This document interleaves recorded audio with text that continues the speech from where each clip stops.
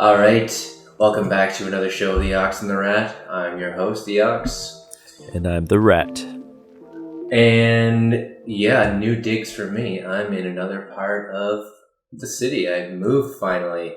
So had a bit of a week-long hiatus.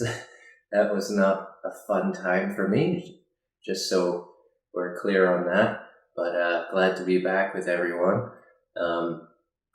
Yeah, so much moving. How many times have you moved? Moving sucks. Do you count like as a kid or only when I have to move myself? Yeah, like the times when you actually have to do something. I need to count 1, 2, 3, 4, 5, 6, 7, 8, 9. Probably like 9 or 10 times. Holy crap, that's a lot. I mean, that's rivaling me and probably more than. What within what time frame is that? 10 times in how many years? Since 2008. So, Or yeah, actually, almost.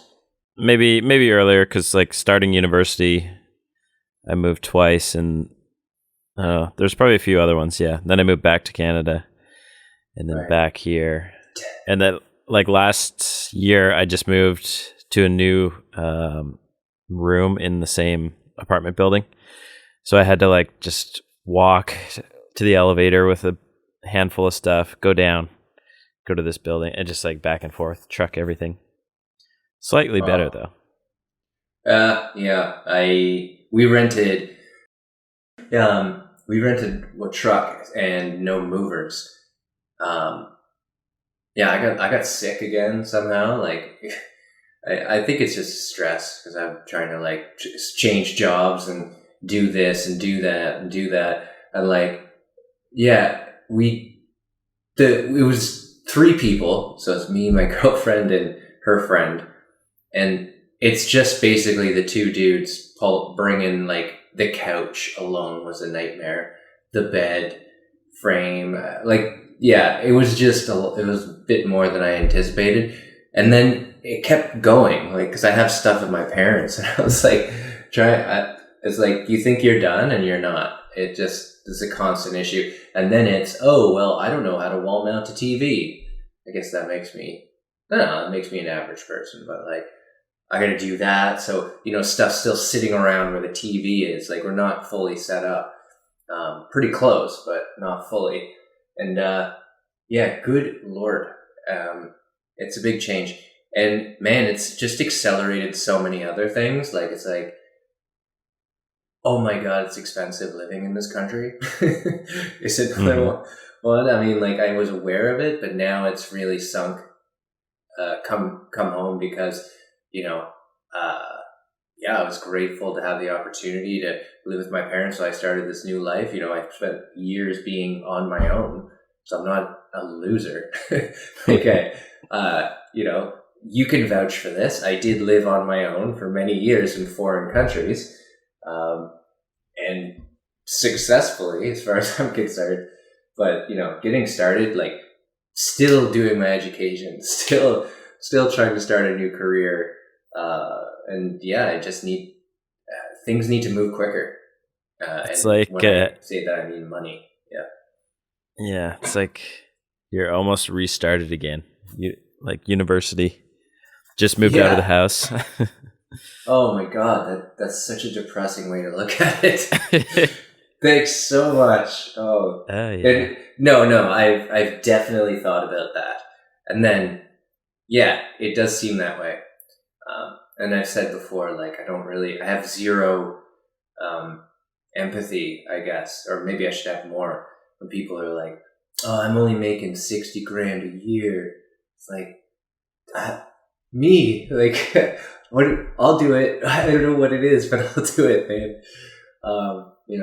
Overeducated and underemployed is a shitty way to live, but you have to commit to it. The only other option is just giving up and leaving everything behind to go back to the life that I left. I didn't leave that, but like by choice, really. But maybe I did. Maybe I did, right? I think it's fair to say that I wasn't happy doing what I was doing there. It's probably a good time to leave. Yes. I suppose. Yeah, you could have been potentially. It wasn't the best place, but who knows? The issues could have carried on to the next. Yeah, and they did, right? I tried continuing that career here, and that stuff came up again. Same stuff, It's like, why aren't we doing this? Because, we're using adult logic again. I say that all the time to my dad. It really pisses him off. Or sometimes both my parents, but it's usually a dad thing, right? I don't know if your experiences are, but it's usually like something like, why is this here? Like, why have you bought another one of these things? It's like, because I wanted it. I was like, okay, so we're using adult logic again. Because it's usually like something that impacts me. It's like, why is this stuff everywhere? Like, I use this space, right? I pay rent here. Like, why is this here? There's no reason for it. Just because. I was like, okay, so it's an adult logic argument. Great. I love that. I'm right because I'm right. I remember that when I was a kid. That was like, just because. What a terrible thing to tell a kid. I hate that, man. It's the worst. Yeah, it's definitely a lot easier though. Yeah, it is. Like, because I said so. But I think that's I think it's another insidious. There's so much danger in that because you learn to not communicate, right? You learn not to ask questions. It's the same insidious thing that happens, in teaching and learning, right? It's just like, shut your mouth, don't ask questions, sit down. That's what I keep I'm in another fight with teachers in university as of like the last 2 days. And this time, like the head of the department head's involved. So it's like it's a bigger problem, I guess. But like, they're valid questions. And like, they're like, yes, we acknowledge all of these things, but could you ask it differently? Like, I've been asking the same thing forever. The only reason you're talking to me now is because I asked it differently. I wasn't polite about it per se. I pointed out the flaws, and it was just like in response to a request for feedback. Just a general request. So I was like, I got time. I've got something on my mind. I hate this awful learning management system you're using. Looks like a child's Netscape webpage, like their first web page project. And like, well, I'm paying $10,000 here. What am I paying for? You have access to other tools. And I was like, I know that the professors use it because they use it for their research purposes. That's not for us. It's for them. And that's backwards, dude. I mean, you're learning, teaching, and education best practices, learner-centered. Was that a learner-centered decision? She confirms it. This person confirms it. And then goes on to like, say, yeah, but. I'm like, well, so you've confirmed like all of my arguments and suspicions, but I'm still in the wrong for complaining about being forced to use this thing. It's confusing. I don't understand. I can itemize these things.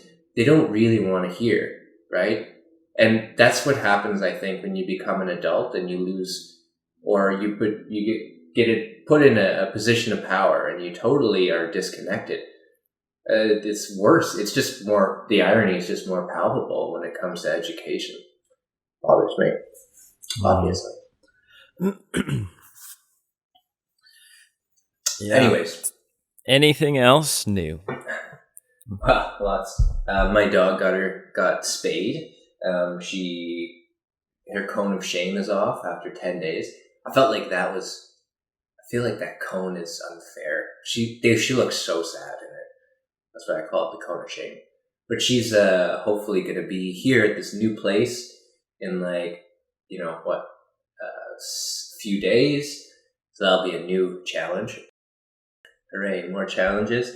And what else?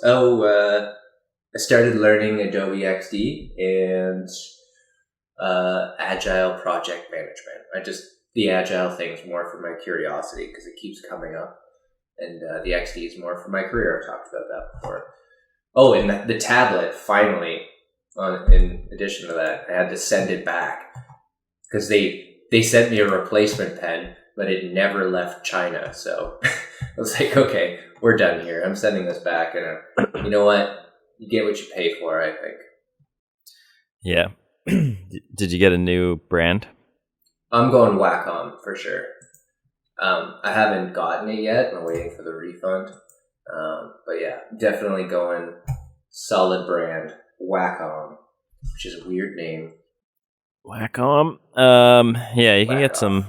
I think you get 60, 70 as the cheap ones. I bought one of the Intuos Pros like back in the day for like $300, like a long time ago. The second generation, and then I don't know why. For some reason, the pressure sensitivity thing wasn't working, so I was just like, whatever. I think I asked for it for Christmas too. I was like, I'll just get a cheaper one, and it works pretty well. Works fine for what I need. Well, I wish this cheap one would have worked for me. Well, it was Wacom, but yeah. Oh, okay. Yeah, I think brand name, you got to pay for it. So let's go about a third of a way through the episode now that we've caught up into our moral for the day. What say ye? Okay. Right. This is called The Bundle of Sticks. A certain father had a family of sons who were forever quarreling among themselves. No words he could say did the least good. And that grammar is just wild. No words he could say did the least good. So he cast about in his mind for some very striking example that should make them see that discord would lead them to misfortune. One day, when the quarreling had been much more violent than usual, and each of the sons was moping in a surly manner, he asked one of them to bring him a bundle of sticks. Then, handing the bundle to each of his sons in turn, he told them to try to break it. But although each one tried his best, none was able to do so. The father then untied the bundle and gave the sticks to his sons to break one by one. They did this very easily. "My sons," said the father, "do you not see how certain it is that if you agree with each other and help each other, it will be impossible for your enemies to injure you? But if you are divided among yourselves, you will be no stronger than a single stick in that bundle." That's a good one. I was sure it was going to be, something about take on a task step by step. But then he said something about enemies. He just flipped it. He's like, now you will be strong and your enemies can't attack you if you work together. Yeah. So that threw me off a little bit. I thought I had it the whole way. We can got it now. I don't know. Just work together. Yeah, be more eloquent, please. Okay. Use fancy words. A team of two doth have strength, but many. Yeah, close. Let's call that close. In unity is strength. Yeah, I was using Old English. Right. Yeah. I understand that now. Yeah, in unity is strength. A classic moral. I don't know. You know what? I've been talking a lot. Why don't you begin today? What say ye of this moral strength? I don't really like this. Well, so far, just the actual story itself. I didn't really like how he set it up. Fighting, break some sticks, like break a bundle of sticks, and then like untie it and break them individually. That should have been like, don't tackle something, all at once. Go step by step. So it's the task versus the process sort of thing here. Yeah, I felt like it should have been more like that. So, in unity is strength. I would say, personally, I guess I'm pretty independent, like solo kind of person. So I'd say so. Yeah. If I have to do stuff, it's mainly on my own, I guess, dealing with things on my own.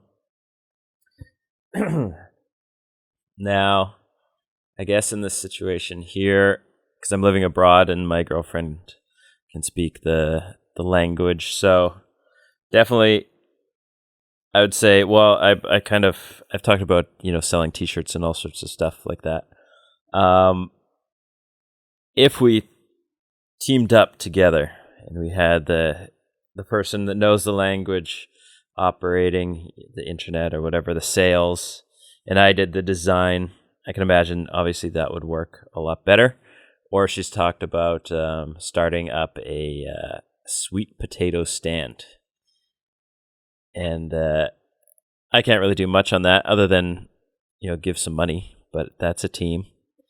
And then she would do the other stuff, kind of manage. So I could see going forward, if you have two people, you can accomplish a lot more tasks together. If you're in a relationship, if you're married, you can get things done a little bit easier, I think.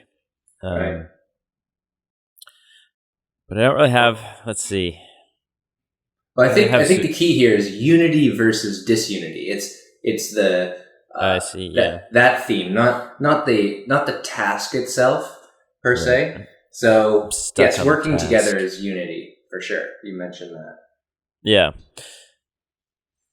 Yeah, I guess Discord.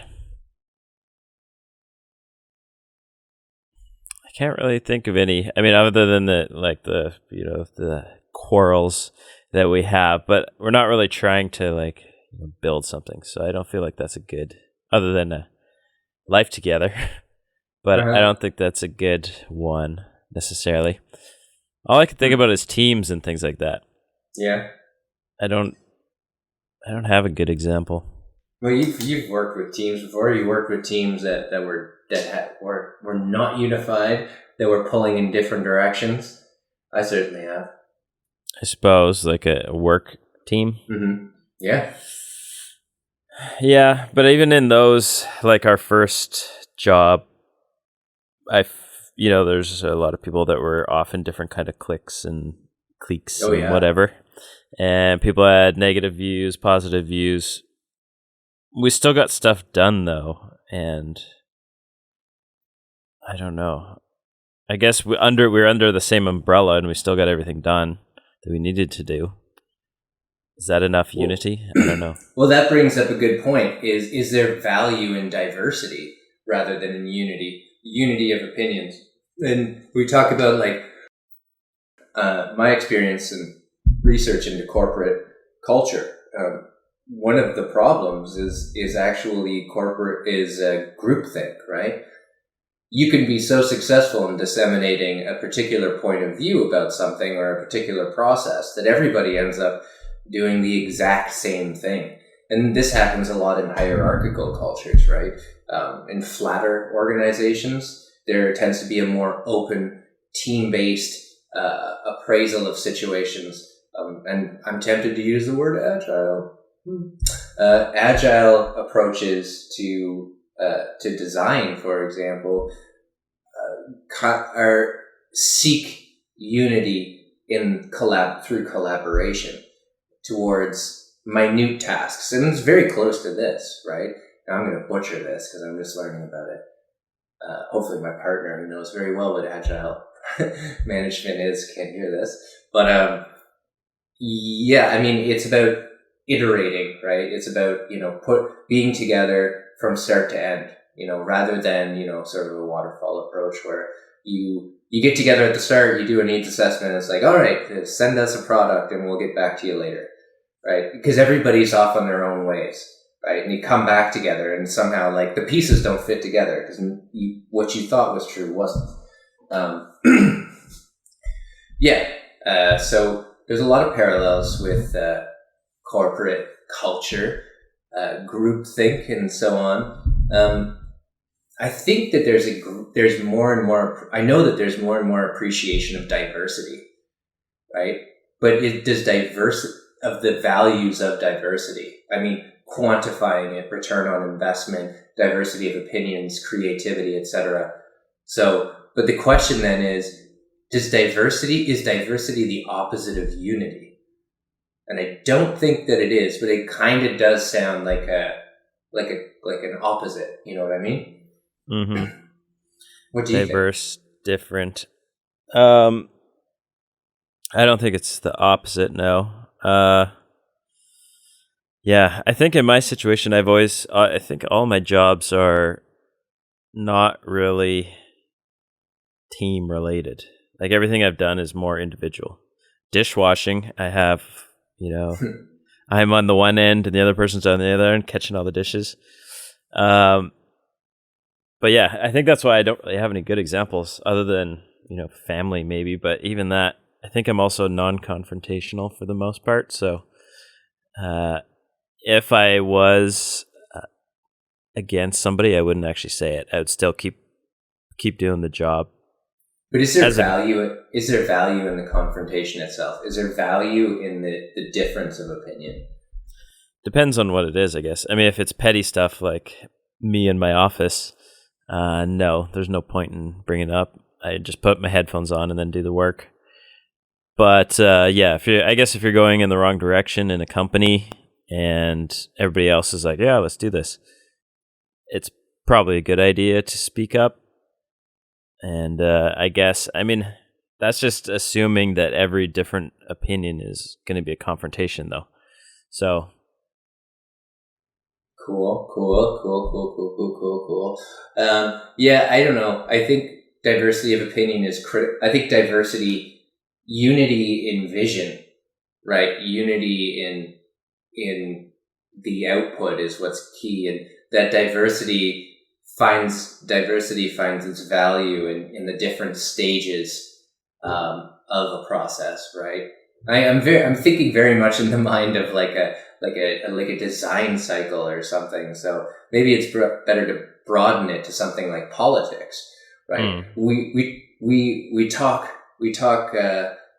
eloquently of the value of a diversity of opinions in a democracy, but I get the feeling more and more that we don't value that. I certainly do. I have different views on a lot of things.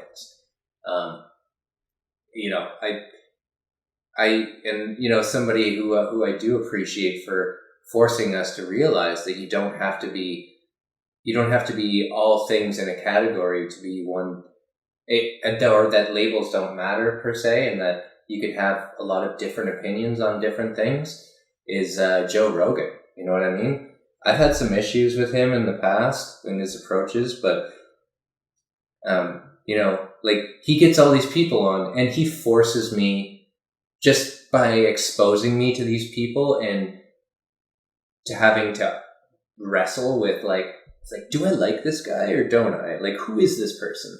And forces me to come to some, challenging conclusions that what is a liberal, for example? It's not what I thought it was. The definition's actually different than the way it's used in popular media. It's just one example, but that diversity is really powerful because it allows me. I think it's given me the strength to see myself and others in a different light. You know what I mean?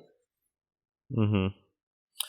I was also thinking politics as an example, just with the states kind of being torn apart, by different opinions and whatnot. So this is a case where they need to come together to actually try to solve some issues that are going on there. Well, how would you assess that then? Is the problem?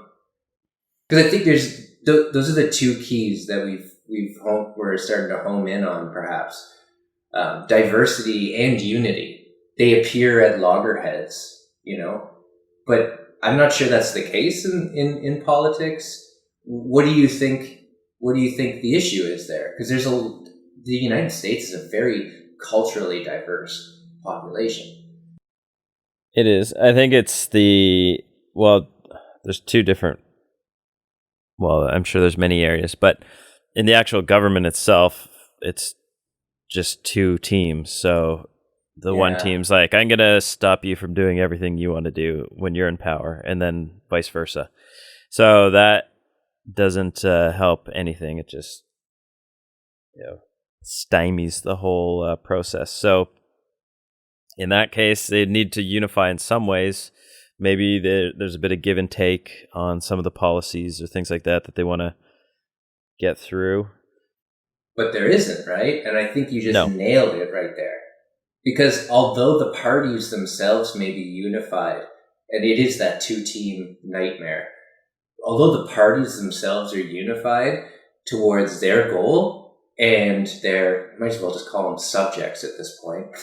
I don't think there's much thinking going on about voting patterns, but like they're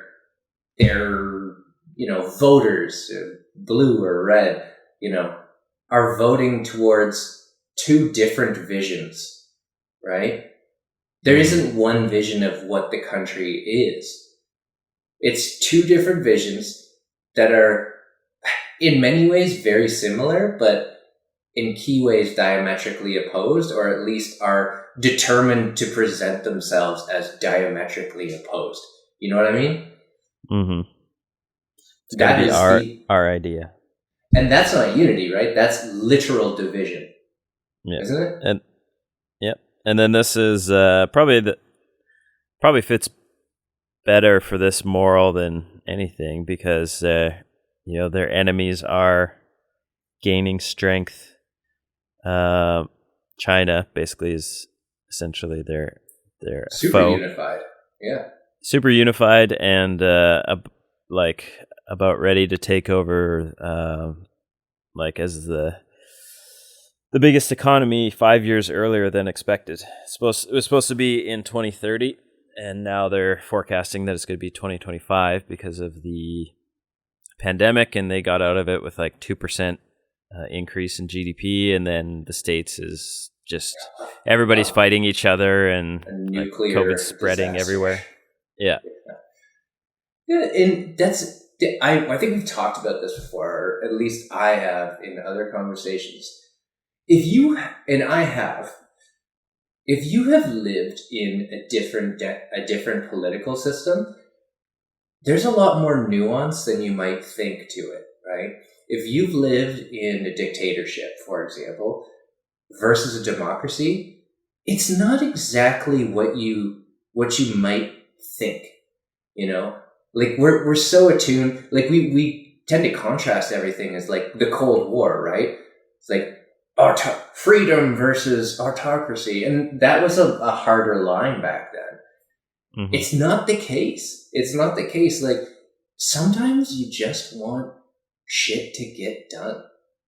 And people that's what people care about, right? Mm-hmm. It's the same thing when it comes to, I'm learning, in instructional design.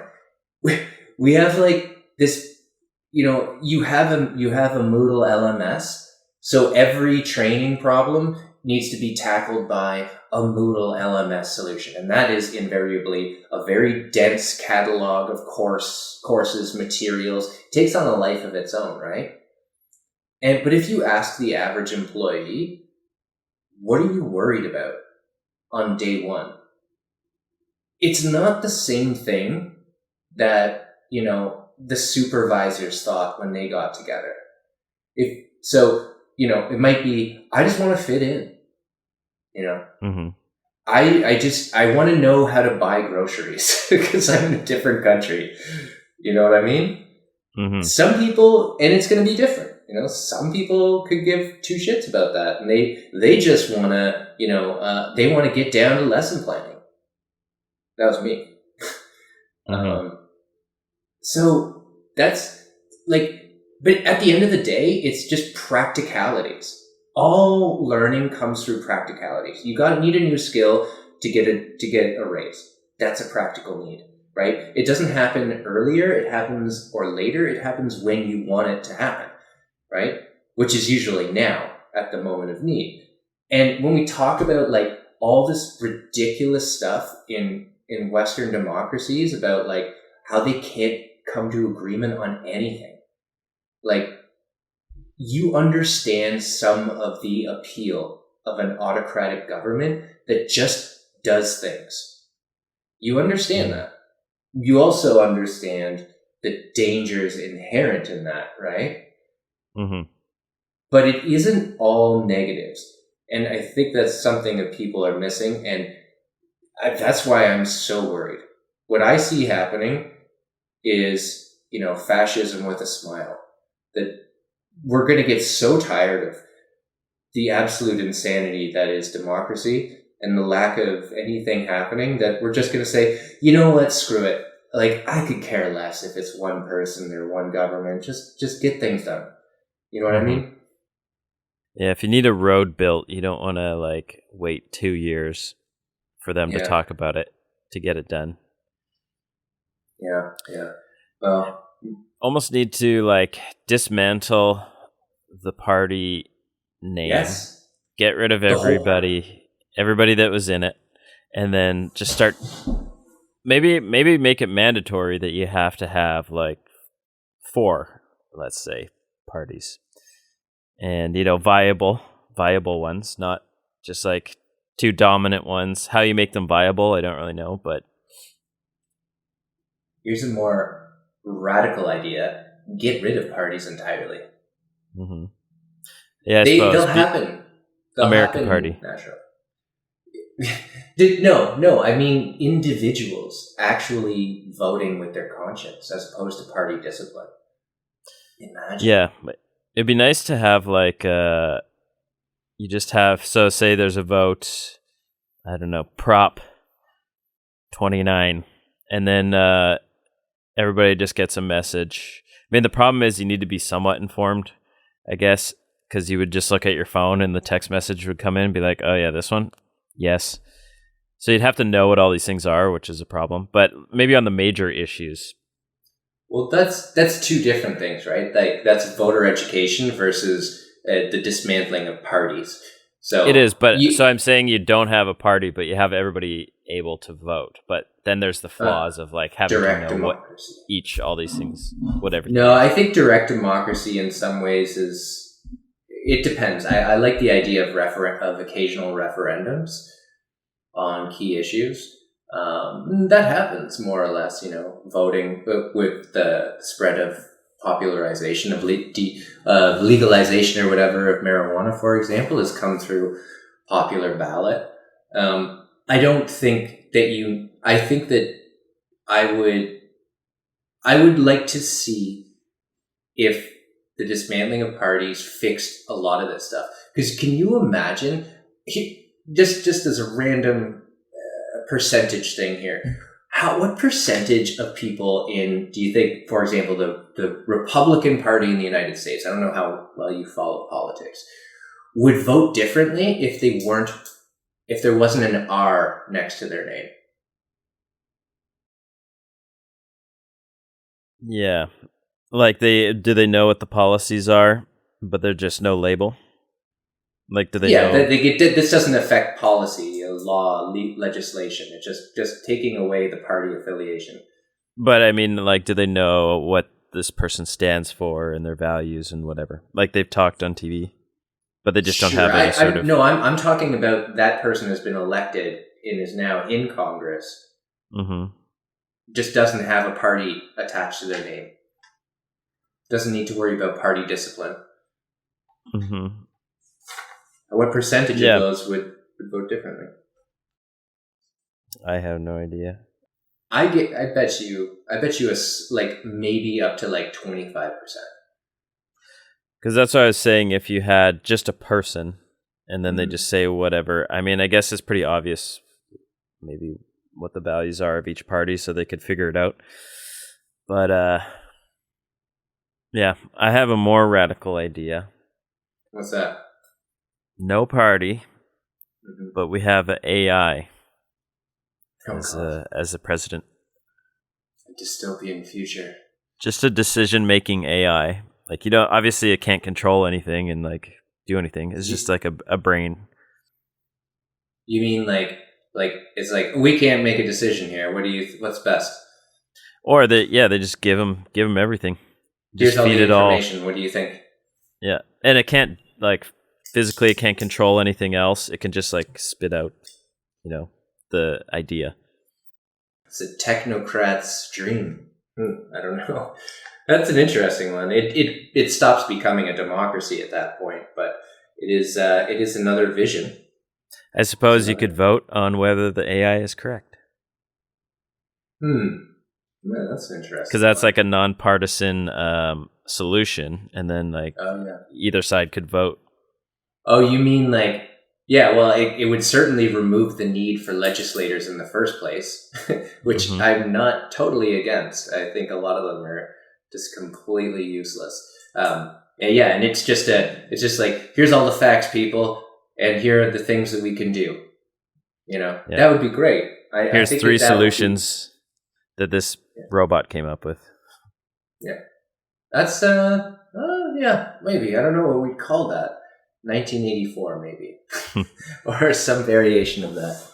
All right. Yeah, that's cool. And good idea, good discussion. But, I gotta get back to work. I gotta figure some things out here. So, unity in strength. What do you say? Yes or no? Yes, I think that's a pretty obvious one. Yeah. What do you think? Unity is strength. Yes and no. Unity, in the broad context of a society that is unified towards a common goal, that is a very powerful and true statement. However, when we talk about unity for the sake of some other goal, unity of party, for example, that is a different thing, especially when, we're talking about democracy, multi-party or party democracy, right? Where representative democracy, where we have, 2 different parties or 2 or more different parties working towards totally different visions, right? Because it excludes any thought of compromise and diversity. And I think definitely unity of that, it's that common purpose and diversity within that leading to a better decision on what that ultimate goal or product looks like. So there's a relationship here between unity and diversity, maybe. Yeah, so the interesting thing is both sides, Party A and Party B, are both very unified, and that's how they succeed if they are unified. The problem is A and B have to work together at some point. So yeah, or you can be in the United States and not at all. Or they're supposed to. Well, that's a good one, man. Happy to get the new rhythm flowing here at the new digs. And thanks everybody for listening. If you're new or if you're a long time listener, give us a like or give us a dislike. Don't even care. Comments are good, whether bad or positive, one way or the other. We don't know what to do to improve if you don't tell us what you're thinking. That's right. Well, until next time.